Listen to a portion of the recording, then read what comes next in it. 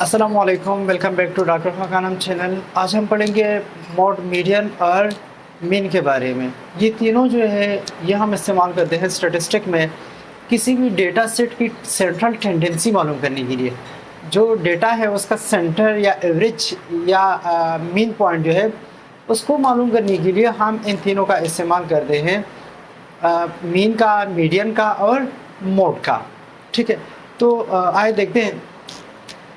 These are the three most common measure of central tendency। Central tendency का मतलब ये है कि आपका कोई डेटा सेट है, उसका आप मिड पॉइंट मालूम करते हो तो आप मीन, मीडियन या मोड का इस्तेमाल करके उस डेटा सेट का मीन जो मिड पॉइंट है उसको मालूम कर सकते हो। तो क्या है, these are the three most common, ये तीन जो है मीन, मीडियन और मोड, ये कॉमन मेजरमेंट है, मतलब पैमाइश करने वाले हैं ऑफ सेंट्रल टेंडेंसी। जो डेटा है उसके सेंटर को मालूम करने के लिए जो सलाहियत है वो है इन स्टैटिस्टिक में they help to describe the centre value of the data set. ये किस में मदद देते हैं? जो सेंटर वैल्यू है, कोई भी डेटा है, फॉर एग्जांपल ये डेटा है, उसके अगर हम सेंटर वैल्यू मालूम करते हैं तो ये तीन चीज़ें हमें उस डेटा की सेंट्रल वैल्यू जो है उसको फाइंड आउट करने में मदद देती है। नंबर वन जो है वो क्या है? मीन है। मीन को हम दूसरा नाम एवरेज भी बोलते हैं। मीन क्या है? जब हम टोटल नंबर, जितने भी डेटा सेट में कुछ नंबर है उनका जब हम जमा करते हैं, फिर उन नंबर को हम डिवाइड करते हैं टोटल नंबर पे। फॉर एग्जांपल मेरे पास क्या है, कुछ नंबर्स हैं, 5, 6, 7, 8, 9, 10 ऐसे नंबर्स हैं। सबसे पहले मैं उन नंबर को ऐड कर दूंगा, 5 + 6 + 7 एट्सेट्रा। फिर मैं देखूंगा कि उस डेटा सेट में कितने नंबर हैं। फॉर एग्जांपल 5 नंबर है, 5, 6, 7, 8, 9, 10 ये नंबर हैं। तो सम ऑफ ऑल नंबर, सब नंबर का मैं सम करूंगा। फिर मैं क्या करूंगा, मैं गिनूंगा कि कितने नंबर हैं, तादाद कितनी है उन नंबर की, उस पर डिवाइड करूंगा। तो ये मेरे पास क्या है? मीन है। The sum of all videos, जितने भी वीडियोज़ हैं उन तमाम की तमाम का मैं क्या करूँगा? एडिशन करूँगा। Sum means addition. Divided by total number of videos, मैं डिवाइड करूँगा, फिर उस सम को जितने भी नंबर्स हैं उनके टोटल पर मैं उसको डिवाइड करूँगा। अच्छा, अब मीन जो है उसको हम डिनोट करते हैं किस पे? एक्स बार पे। एक्स बार पे, ये क्या है? बार का साइन है। तो एक्स बार पे मैं मीन को डिनोट करता हूँ। ठीक है, रिप्रेजेंट करते हैं हम इसको। अच्छा, सबसे पहले हम क्या करते हैं? मीन ग्रुप, अनग्रुप डेटा के लिए मालूम करते हैं। अब अनग्रुप आपको पता होगा, आप लोगों को पता होगा कि अनग्रुप डेटा वो डेटा जो बगैर फ्रीक्वेंसी हो, बगैर क्लास इंटरवल्स हो या बगैर टेबुलेशन के फॉर्म से हो, उसको हम अनग्रुप डेटा कहते हैं या अनप्रोसेस्ड डेटा कहते हैं। रैंडम फॉर्म में है, ना कोई फ्रीक्वेंसी है, ना कोई क्लास इंटरवल्स है, कुछ भी नहीं है, तो ऐसे डेटा को हम अनग्रुप डेटा कहते हैं। तो अनग्रुप डेटा के लिए हम मीन मालूम करते हैं, तो उसके लिए एक फार्मूला है। फार्मूला क्या है? Mean is equal to sum of X divided by X. ये सम का साइन है, summation. Summation of X divided by X. अब ये समेशन क्या है? मैंने बताया मीन्स की डिफिनीशन में कि सम ऑफ ऑल वीडियोज़, तो sum of all video, summation of X mean sum of all videos divided by total number of videos. ये एक्स क्या डिनोट करता है? Number of video, total number of videos. ठीक है, total number of videos. For example मेरे पास ये एक एग्जांपल है अनग्रुप डेटा का। इसमें कुछ डेटा सेट है 2, 5, 4, 3, 1, 6, 9, 8, 11। सबसे पहले मैं क्या करूंगा, मैंने कहा कि जब मैं मीन मालूम करूंगा तो ये फार्मूला लिखूंगा, सम ऑफ ऑल ऑब्जर्वेशन या sum of all value divided by number of value. तो सबसे पहले मैं जितने भी नंबर्स हैं उनका मैं सम करूंगा, ऐड करूंगा उन सबको। 2 + 5 + 4 + 3 + 1 + 6 + 9 + 8 + 11, इन सब का मैंने सम कर दिया। फिर मैं गिनूंगा कि कितने नंबर्स हैं, 1, 2, 3, 4, 5, 6, 7, 8, 9। तो 9 मेरे पास नंबर ऑफ वीडियोज़ आ गई। और सम ऑफ ऑल वीडियो को मैं देखता हूँ कि कितने आते हैं। 2 + 5 + 4 + 3 + 1 + 6 9 8 और 11 से आता है तकरीबन 49। ये सम ऑफ ऑल ऑब्जर्वेशन हो गई। टोटल नंबर कितने हैं? 9 है। तो 49 को जब मैं 9 पे डिवाइड करता हूँ तो मेरे पास आंसर आ जाता है 5.44। तो मीन, इस डेटा का जो मीन है वो क्या है? 5.44। इस पूरे डेटा का मीन क्या है? 5.44 है। तो यहाँ से हमने किसी डेटा का सेंट्रल वैल्यू हमने मालूम कर दी कि क्या है कि कैसे हम मालूम कर सकते हैं कि इस डेटा सेट की मीन वैल्यू क्या है। ये था अनग्रुप डेटा के लिए। सेकंड एग्जांपल है 8 4 6 10। ये भी क्या है? अनग्रुप डेटा है, क्योंकि इसमें फ्रीक्वेंसी वगैरह नहीं है। अच्छा, अनग्रुप डेटा कैसे मालूम करेंगे आप? अनग्रुप डेटा जब फ्रीक्वेंसी साथ ना हो, जब उसके साथ कोई ख़ास क्लास इंटरवल्स ना हो, तो उसको हम क्या कहेंगे? अनग्रुप डेटा ही कहेंगे। ये भी क्या है? अनग्रुप डेटा है, इसके साथ कोई ख़ास फ्रीक्वेंसी वगैरह नहीं है, ना क्लास इंटरवल्स है। तो अनग्रुप डेटा के लिए फार्मूला यही रहेगी, सब के लिए यही रहेगी। जितने भी अनग्रुप डेटा क्वेश्चन आएंगे उसके लिए सेम फार्मूला है कि mean is equal to X mean is equal to summation of X divided by X. Summation of X means sum of all videos और X number of total videos. कि data में कितने numbers हैं? Number कितने हैं? 1 2 3 4, 4 number हैं। तो x कितना हुआ? 4 हो गया। ठीक है। समेशन ऑफ एक्स, इनको जमा करो। 8 + 4 + 6 + 10 28, और x की वैल्यू क्या है? 4 है। समेशन ऑफ x 28 का बराबर हो गया, x बराबर हो गया 4 का। तो 28 को जब मैं 4 पे डिवाइड करता हूँ मेरे पास आ जाता है 7। तो 7 ऐसा नंबर है जो इस डेटा सेट का क्या है? सेंट्रल वैल्यू है। क्या है? सेंट्रल वैल्यू है, मीन है, मीन एवरेज है। अच्छा, तो हमने अनग्रुप डेटा के लिए मीन पढ़ा। अब नेक्स्ट नंबर जो है फॉर ग्रुप डेटा, मीन हम ग्रुप डेटा के लिए पढ़ते हैं। तो ग्रुप डेटा का मतलब ये है कि ऐसे डेटा जिसमें फ्रीक्वेंसी टेबुलेशन वगैरह हो उसको हम ग्रुप डेटा कहते हैं। तो ग्रुप डेटा में हम मीन को कैसे फाइंड आउट करेंगे? अच्छा, ग्रुप डेटा कौन सी है? जिसमें फ्रीक्वेंसी डिस्ट्रीब्यूशन या टेबुलेशन वगैरह हो। फ्रीक्वेंसी का ये डेटा एक अरेंज फॉर्म में हो, वेल अरेंज फॉर्म में हो, उसको हम क्या कहते हैं? ग्रुप डेटा कहते हैं। अच्छा, उसमें a number discrete frequency distribution. Discrete frequency distribution का मतलब ये है कि कोई ग्रुप डेटा तो है लेकिन उसमें क्लास इंटरवल्स नहीं है, उसमें अपर लोअर लिमिट वगैरह कुछ भी नहीं है। फ्रीक्वेंसी भी है, टेबल फॉर्म में भी है, वेल प्रोसेस भी है, लेकिन क्लास इंटरवल नहीं है। तो ऐसे डेटा को हम क्या कहते हैं? ऐसे ग्रुप डेटा को हम डिस्क्रीट फ्रीक्वेंसी डिस्ट्रीब्यूशन कहते हैं। ऐसे डिस्ट्रीब्यूशन को, if data is grouped, data तो ग्रुप्ड है बट विदाउट क्लास इंटरवल्स, लेकिन उस डेटा जो है उसमें क्लास इंटरवल नहीं है। जैसे ये है, उसमें क्लास इंटरवल नहीं है।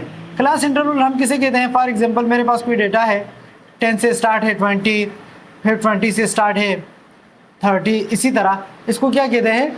इसको क्लास इंटरवल कहते हैं। तो वो डेटा जो बगैर क्लास इंटरवल्स के हो और फ्रीक्वेंसी और टेबुलेशन में हो, तो ऐसे डेटा को हम क्या कहते हैं?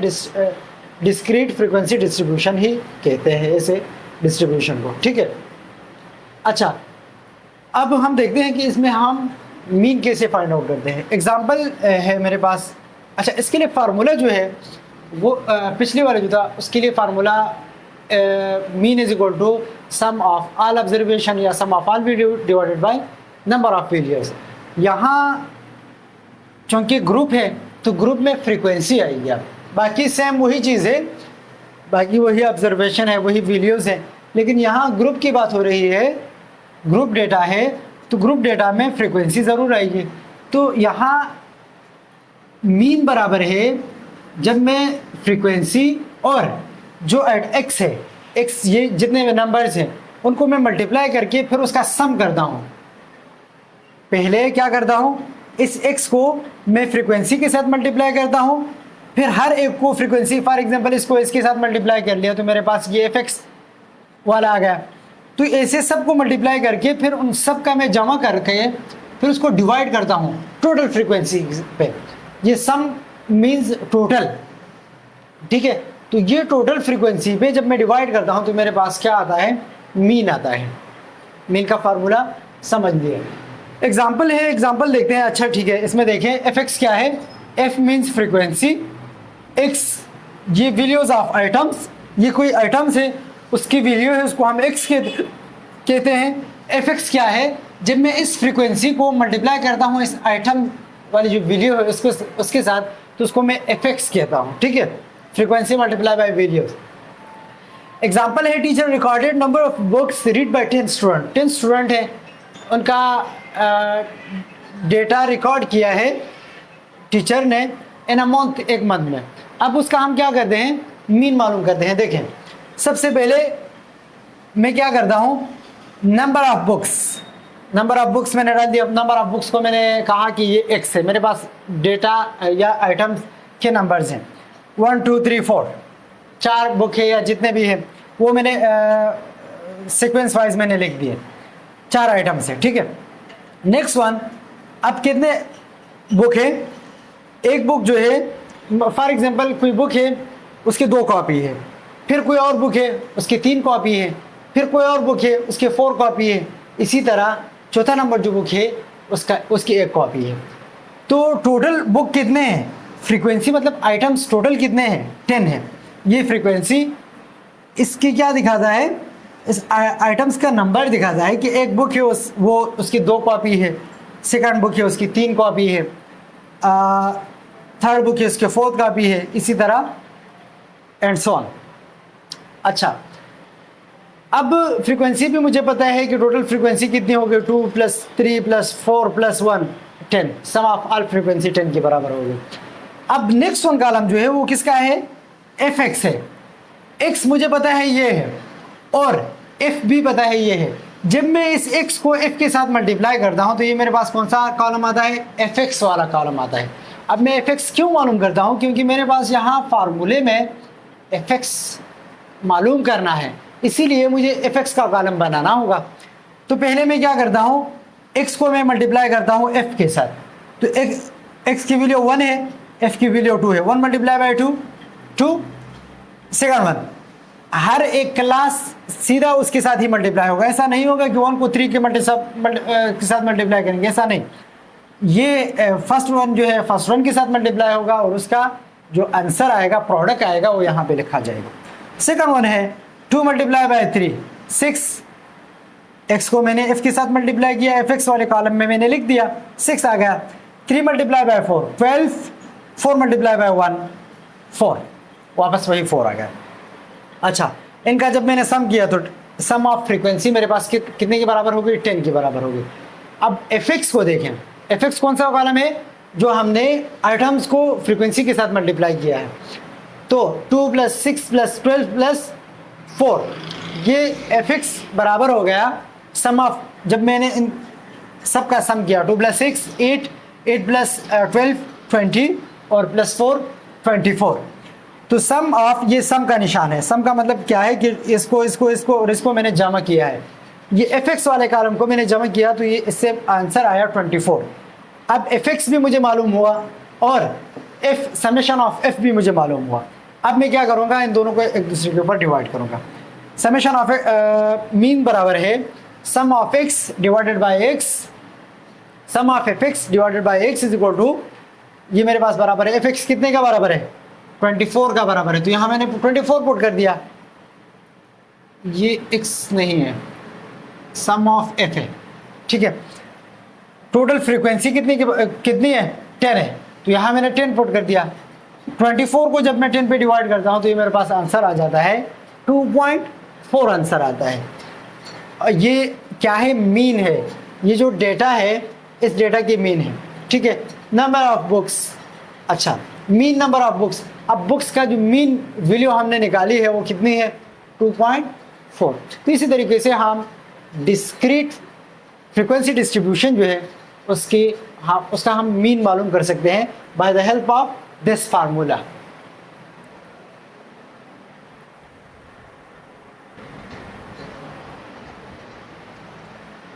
अच्छा, नेक्स्ट वन जो है डिस्क्रीट के बाद, डिस्क्रीट फ्रिक्वेंसी डिस्ट्रीब्यूशन के बाद कंटिन्यूस फ्रिक्वेंसी डिस्ट्रीब्यूशन है।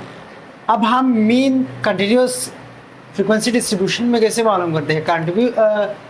कंटिन्यूस फ्रिक्वेंसी डिस्ट्रीब्यूशन का मतलब ये है कि फ्रिक्वेंसी डिस्ट्रीब्यूशन मतलब फ्रिक्वेंसी डिस्ट्रीब्यूशन हुआ है विद प्रॉपर क्लास इंटरवल, उसमें क्लास इंटरवल्स भी हैं, उसको हम क्या कहते हैं? Continuous frequency distribution. और एक था डिस्क्रीट फ्रिक्वेंसी डिस्ट्रीब्यूशन, ऐसा ग्रुप डेटा जिसमें कोई क्लास इंटरवल ना हो उसको हम क्या कहते हैं? डिस्क्रीट कहते हैं। उसके बारे में मैं पढ़ चुका हूँ। अब ये जो है कंटिन्यूस, उसके लिए एक अलग फार्मूला है। फार्मूला क्या है कि मीन बराबर है एक्स बार, तो मीन को ही रिप्रेजेंट करता है। मीन बराबर है sum of F M divided by sum of F. अब यहाँ पे फ्रीक्वेंसी वही है, F mean frequency, M means mid point, F frequency है, ये एम मिड पॉइंट है। मिड पॉइंट किसका? ये जो वैल्यू है उसका मिड पॉइंट है, उसका फार्मूला मैं बताऊंगा। अच्छा, एफ एम क्या है? जब मैं मिड पॉइंट को फ्रीक्वेंसी के साथ मल्टीप्लाई करता हूँ तो ये एफ एम है। ये फार्मूला हो गया मेरे पास कि मीन बराबर है F M divided by F, summation of F M divided by summation of frequency का। अब आ जाए, सबसे पहले यहाँ पे मैंने कहा कि एम मिड पॉइंट को कहते हैं। कोई भी ये जो क्लास इंटरवल है उसका मिड पॉइंट जब हम मालूम करते हैं तो उसको मैं क्या कहता हूँ? इसी फार्मूले के तहत मैं मालूम करता हूँ और उसको मिड पॉइंट ही कहते हैं। अच्छा, find the mid point of each class. Step one क्या है? सबसे पहले अगर कंटिन्यूस फ्रीक्वेंसी डिस्ट्रीब्यूशन है उसमें सबसे पहले आपने काम करना क्या है? स्टेप फर्स्ट में आपने काम ये करना है कि find the point of the mid point of each class. हर एक क्लास का मिड पॉइंट आप मालूम करोगे। मिड पॉइंट आप कैसे मालूम करते हैं? देखिए, मिड पॉइंट या हम इसको एम पे डिनोट करते हैं या कभी कभी एक्स पे भी डिनोट करते हैं। ठीक है, यहाँ पे मैंने एम पे डिनोट किया है कि मिड पॉइंट, ये एम मिड पॉइंट हो गया। मिड पॉइंट हम इस क्या करते हैं? पहले भी मालूम किया है कि mid point lower class boundary plus upper class boundary, उन दोनों को जमा करके 2 पे डिवाइड करके जो आंसर आएगा वो हमारे पास मिड पॉइंट ही कहलाएगा। लोअर क्लास लिमिट, ये रहा आपका लोअर क्लास लिमिट, ये लोअर क्लास लिमिट, ये lower class limit, plus upper class limit, ये अपर क्लास लिमिट, ये अपर क्लास लिमिट, ये अपर क्लास लिमिट। मीन्स जब मैं इन दोनों को जमा करके फिर 2 पे डिवाइड करता हूँ, जो आंसर आएगा मेरे पास वो क्या होगा? मिड पॉइंट होगा। या इन दोनों को जमा करके फिर 2 पे डिवाइड करता हूँ, या इन दोनों को जमा करके फिर मैं 2 पे डिवाइड करता हूँ, जो आंसर आएगा वो मिड पॉइंट ही कहलाएगा। ऐसे नहीं कर सकते कि इसको और इसको नहीं, जो सेम क्लास इंटरवल होगा एक लाइन में उसको क्या करेंगे? उसका लोअर क्लास लिमिट ये रहा, प्लस अपर क्लास लिमिट ये रहा, इन दोनों को सम करके, इन दोनों को जमा करके फिर मैं 2 पे डिवाइड करूंगा, जो आंसर मेरे पास आएगा वो क्या होगा? मिड पॉइंट ही होगा। फॉर एग्जांपल फर्स्ट नंबर वाले देखें, 0 + 10 डिवाइडेड बाय 2, 10 डिवाइडेड बाय 2 और ये बराबर है 5 का, तो मिड पॉइंट 5 ही आ गया। फर्स्ट का मिड पॉइंट 5 ही आ गया, तो मैंने यहाँ पे लिख दिया कि फर्स्ट का मिड पॉइंट क्या है? 5 ही है। सेकंड वन को देखें, सेकंड वन क्या है? 10 20, लोअर क्लास लिमिट 10 है और अपर क्लास लिमिट जो है वो क्या है? 20 है। तो 10 + 20 30 को 2 पे डिवाइड करो 15 ही आता है। अच्छा, नेक्स्ट नंबर जो है, नेक्स्ट नंबर वो है 20 और 30, तो 20 + 30 divided by 2, 20 + 30 50, 50 divided by 2 is equal to 25। Mid point क्या आ गया? 25 आ गया। तो थर्ड का मिड पॉइंट 25। फर्स्ट स्टेप तो हमने कर दिया। अब क्या करना है? अब ये डिस्ट्रीब्यूशन आपको गिवन ही होगा, फ्रीक्वेंसी आपको गिवन होगी।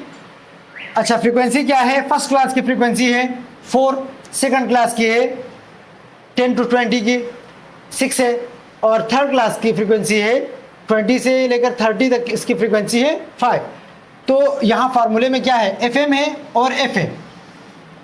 एफ तो आपने कर दिया, फ्रीक्वेंसी वाला भी हो गया, क्लास इंटरवल हो गया, मिड पॉइंट भी आपने मालूम कर दिया इस डेटा से। अब यहाँ क्या है? एफ एम है, एफ × एम, तो इसका कॉलम आप यहाँ अलग बनाओगे।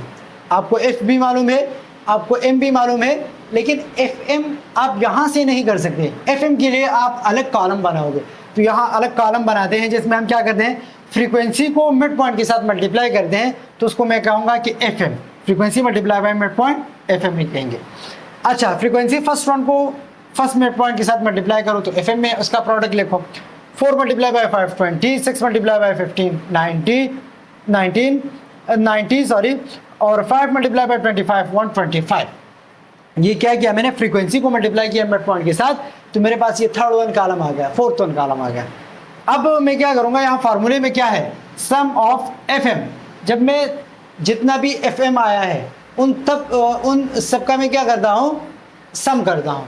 तो मैंने सम कर दिया, 20 प्लस 90 110 और 125 235, इसका आंसर आ गया 235। जब तीनों का मैं जमा करता हूँ तो सब मेरे पास 235 ही आता है।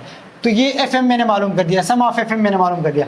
फ्रीक्वेंसी कितनी है, 4 6 11 और 5 15, तो सम ऑफ फ्रीक्वेंसी भी 15 के बराबर है। Sum of frequency multiply by mid point 235, sum of frequency बराबर है 15 की। तो डिवाइड करो, F M frequency multiply by mid point 235 मैंने लिख दिया। सम ऑफ फ्रीक्वेंसी मेरे पास बराबर है 15 की, 15 मैंने लिख दिया। 15 है, सॉरी 25 नहीं है। सम ऑफ फ्रीक्वेंसी 15 के बराबर है।